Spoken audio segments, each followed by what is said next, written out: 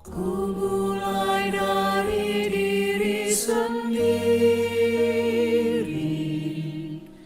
untuk melakukan yang terbaik. Ku mulai dari diri sendiri, hidup jujur dengan hikmat Tuhanku.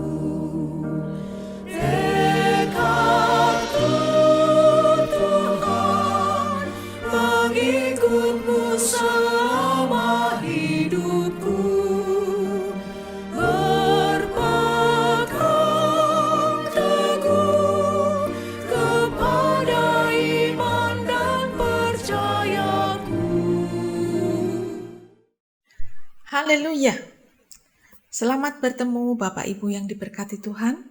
Kembali kita akan mengikuti bersama renungan harian dalam program My Salva. Kita akan mulai dan bersama-sama kita berdoa.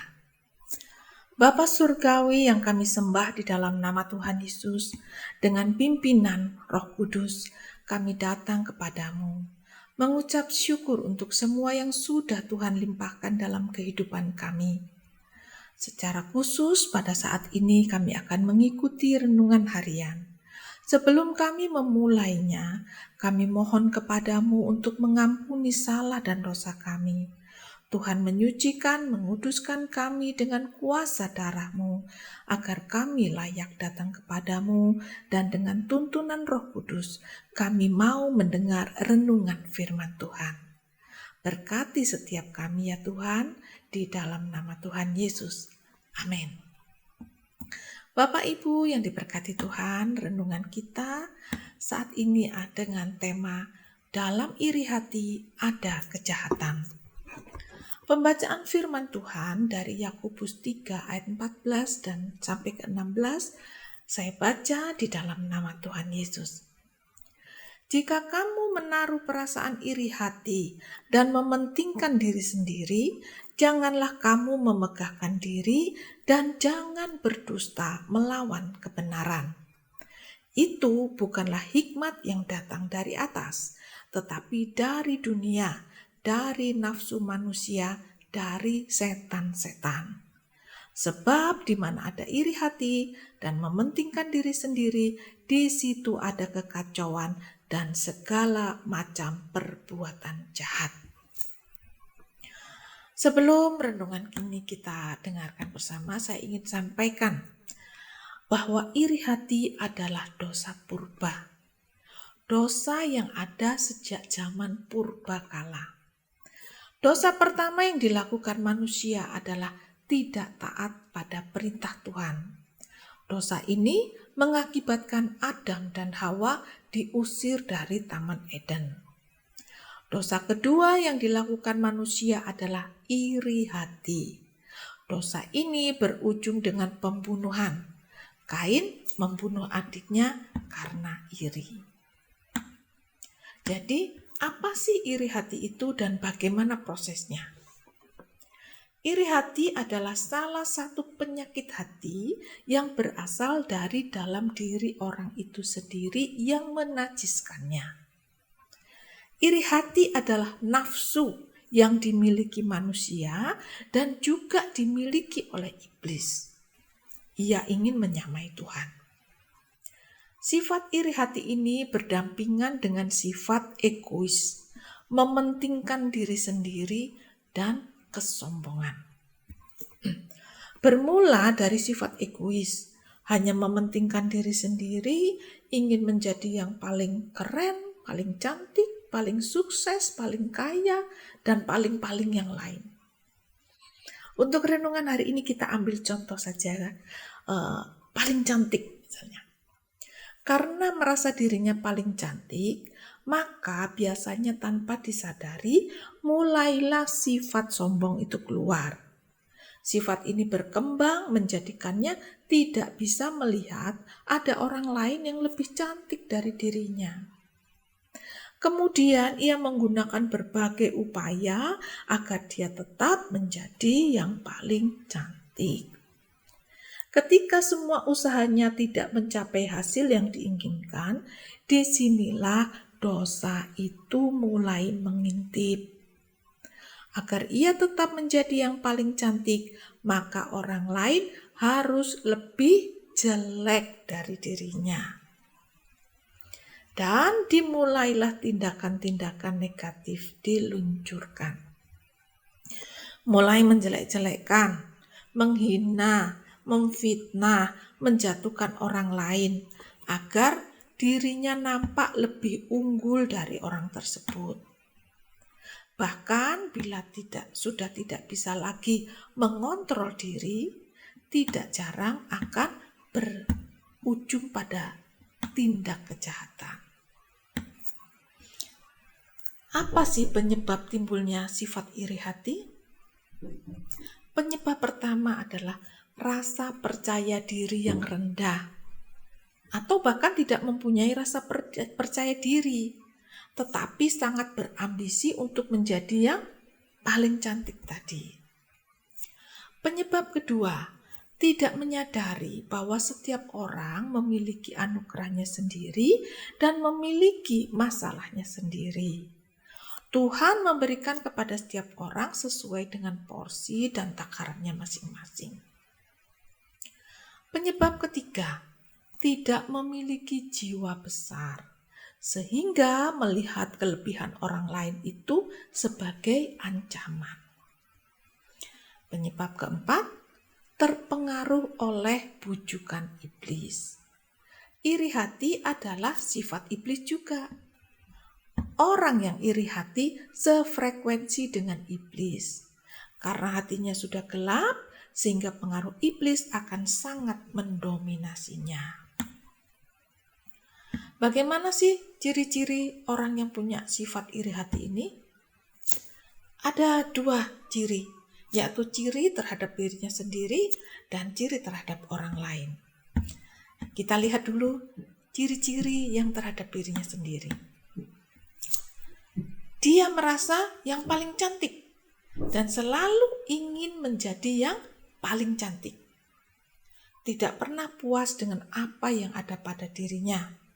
Tidak bisa bersyukur dan menikmati apa yang dimilikinya. Dan selalu membandingkan dengan orang lain. Ciri kedua, orang yang iri hati itu tidak merasa kalau dia itu punya sifat iri hati. Nah, ini yang payah, ini yang parah. Ciri yang ketiga, bebal. Kalau ditegur, diingatkan, bukannya sadar, tapi malah tersinggung dan marah. Ayub 5 ayat yang kedua mengatakan, orang bebal dimatikan oleh iri hati. Sekarang kita lihat ciri-ciri terhadap orang lain. Ia tidak bisa melihat orang lain lebih darinya, lebih cantik darinya. Tidak bisa melihat orang lain berbahagia. SOS.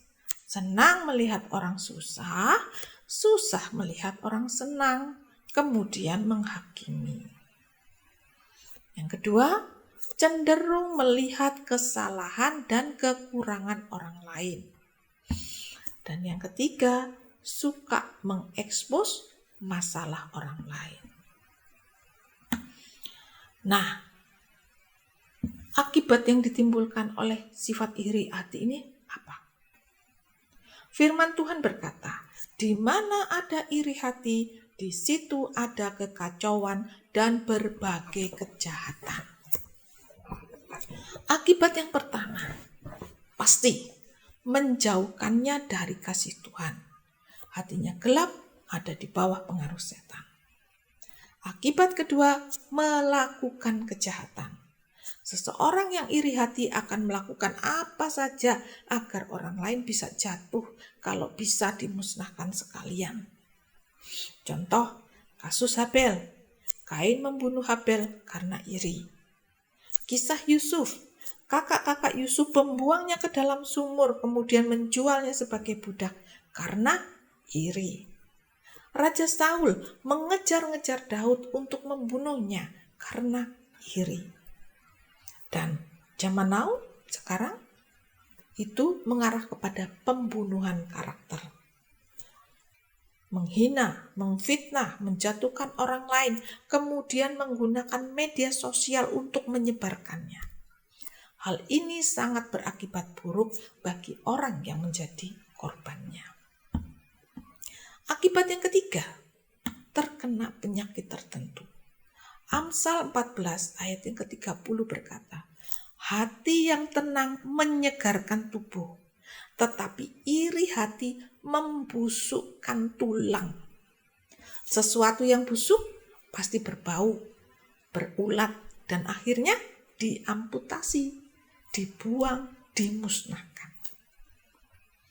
Dan akibat yang keempat, pasti ia tidak disukai dan dijauhi orang lain. Bapak Ibu yang berbahagia, Tuhan itu baik. Ada cara untuk menyembuhkan penyakit iri hati ini. Ada 3 pihak yang berperan dalam upaya penyembuhan penyakit ini. Pihak pertama adalah dirinya sendiri. Dia harus menyadari kalau ia memiliki sifat iri dan itu adalah dosa. Lalu berniat dengan sungguh-sungguh untuk benar-benar berubah. Pihak kedua adalah campur tangan Tuhan. Bertobat, memohon ampun dalam nama Tuhan Yesus, memohon tuntunan Roh Kudus, dan disiplin bersaat teduh. Dan pihak ketiga adalah orang-orang di sekitarnya.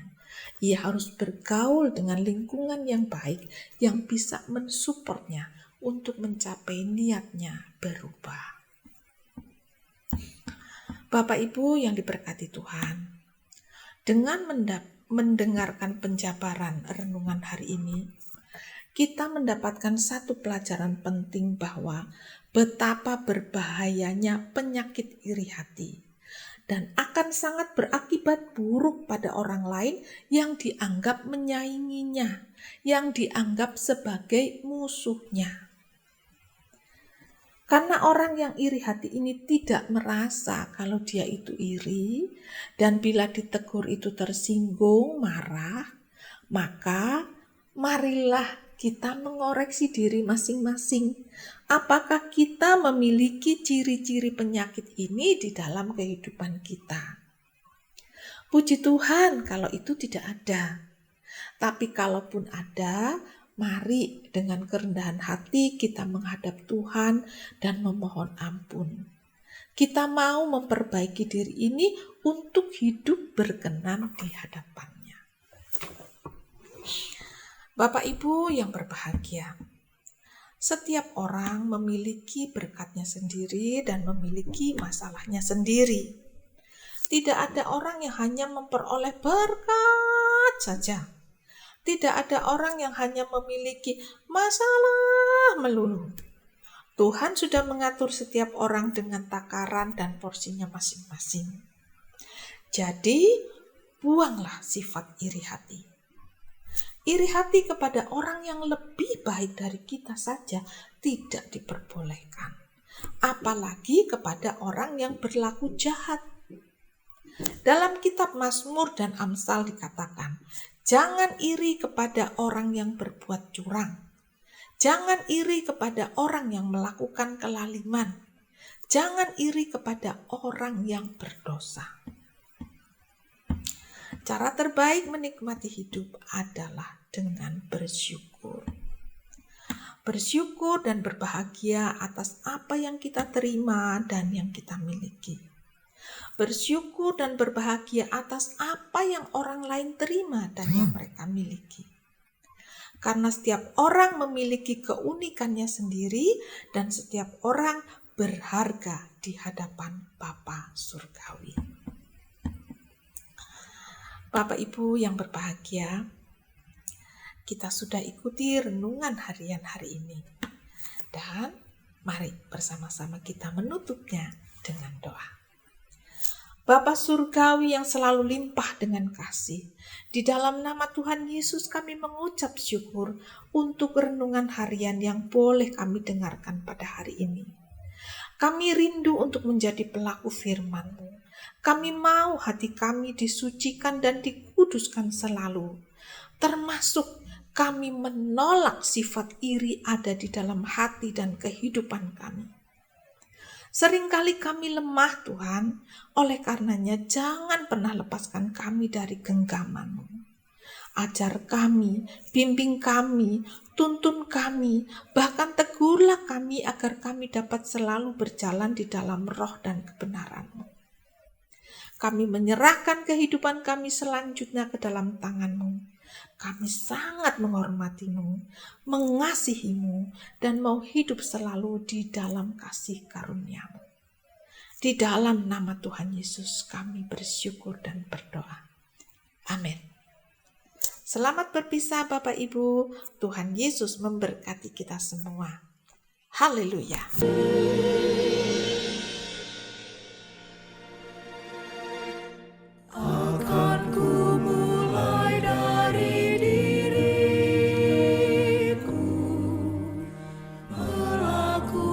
Sikap yang benar, biarpun kecil dan sederhana, Tuhan dapat membuat jadi besar.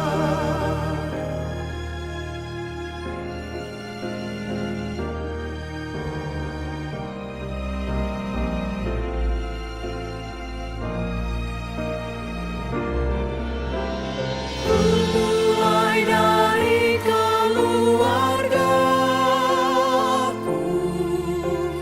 menjadi pelaku firman-Mu, selalu mendengar tuntunan Tuhan, berserah pada rencana kasih-Mu.